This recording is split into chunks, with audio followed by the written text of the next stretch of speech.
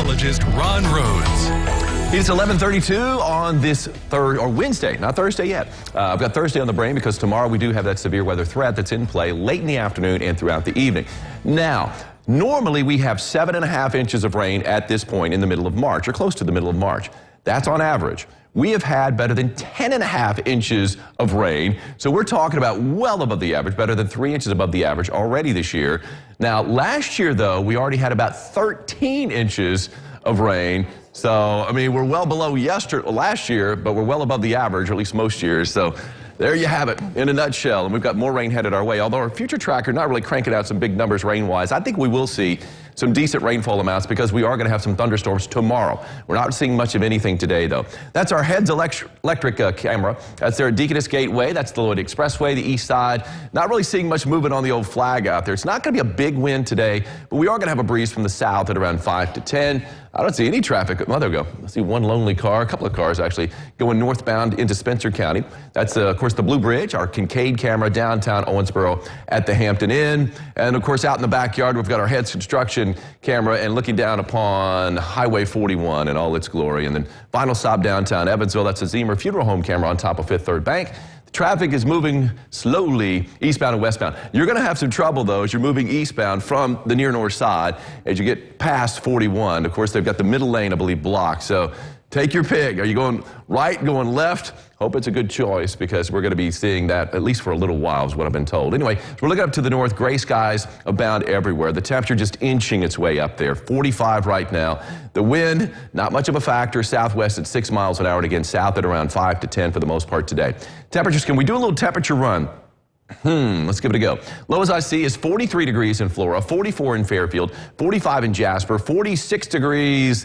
46 in Carmi, 47 in Santa Claus, 48 Owensboro, 49 Tell City, 50 in Calhoun, and that's as warm as it gets. It's also 50 in Madisonville right now, but a pretty good run through the 40s. Most of us should be topping out in the 50s, and I think most of us in the low to mid 50s. It now looks like we're not going to get close to that 60-degree mark today. We're going to be close to 70, though, tomorrow with a lot of clouds in play. Wind speed-wise, I mean, everything in single digits to 8 miles an hour Owensboro, 6 miles an hour Jasper. Bit of a wind chill out there. It feels like 42 Jasper. 44 in Owensboro, but not a whole lot chillier than what we have already. All right, I want to give a big shout out to former director Kurt Finke, my old buddy in Posey County. He really lives right there on the Posey-Vanderburgh County line. And he sent me some color on this gray day. It's been such a great week. I appreciate it. This is a flowering quince, which I'd never heard of. Kurt says it may be that, but if Kurt says it may be, that means it is.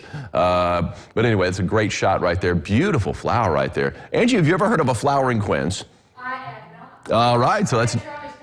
I bet Charlie has. Yeah, we'll ask Charlie on Friday if he's seen any flowering quinces. And of course, we all know about daffodils and beautiful yellow flowers there that are popping already. I think we're okay. Now, I do think we're still going to see another freeze before all is said and done. And usually it's basically the middle of April before we see our last freeze. So even on mild winters, we have that, or mild springs, or start to springs, we could see a late freeze. So just a heads up for all those people out there. But here's the thing. Charlie says these daffodils and these tulips have their own natural antifreeze. So they're pretty tolerant of some colder temperatures. Anyway, we see the rain down to the southwest in the Lakes region of Kentucky and coming down at a pretty good clip. We have seen a little bit of lightning, and I'm sure they're hearing a little bit of thunder down there in the lakes, but it's staying for the most part to the southwest of us. We could see a few showers, Hopkins County, Muhlenberg County. That's about the size of it as it just kind of grazes the tri-state. Most of that working its way toward Nashville. That's going to be their headache. Seeing some breaks in the clouds in St. Louis, we're not going to be so fortunate. If we see any breaks, it probably will be later tonight, although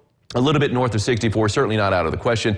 Maybe a little peek or two of sunshine out and about. By 2 o'clock, a few showers showing up in western Kentucky, and really by 3, 4 o'clock, that's out of the picture to the east, and we're talking about a dry end of the day. As we head into the overnight hours, just a lot of clouds hanging around. First thing tomorrow morning for a Thursday, things pretty quiet, dry start, a lot of clouds out there. As we time it going into the midday hours, still plenty of clouds and nothing developing, at least not to our immediate west, but not long after midday, we do start to see some showers and some thunderstorms firing up. And they're going to be scattered about for the most part at first. 5 o'clock, we're noticing along the Wabash River, the lower Ohio River Valley, we're noticing these showers and thunderstorms firing up. And some of these storms could be some supercells. We do have a damaging wind threat and a tornado threat, and that tornado threat extends even farther to the north, although The focus later on in the evening is going to shift more to the south as we're going to have a pretty strong jet streak out there. We've got a lot of shear in this environment too. So again, we got the tornado threat, we got the wind threat, and it's going to be out.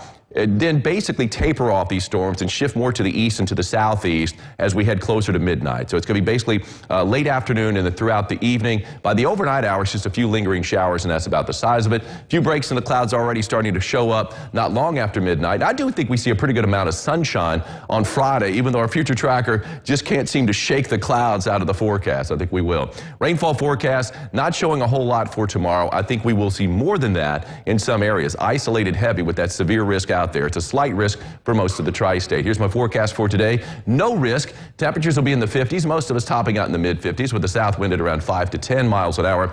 And then over the next 7 days, there's our severe threat for tomorrow. Late afternoon throughout the evening. High close to 70. We'll be in the mid-50s on Friday. Good dose of sunshine, it looks like, by the afternoon.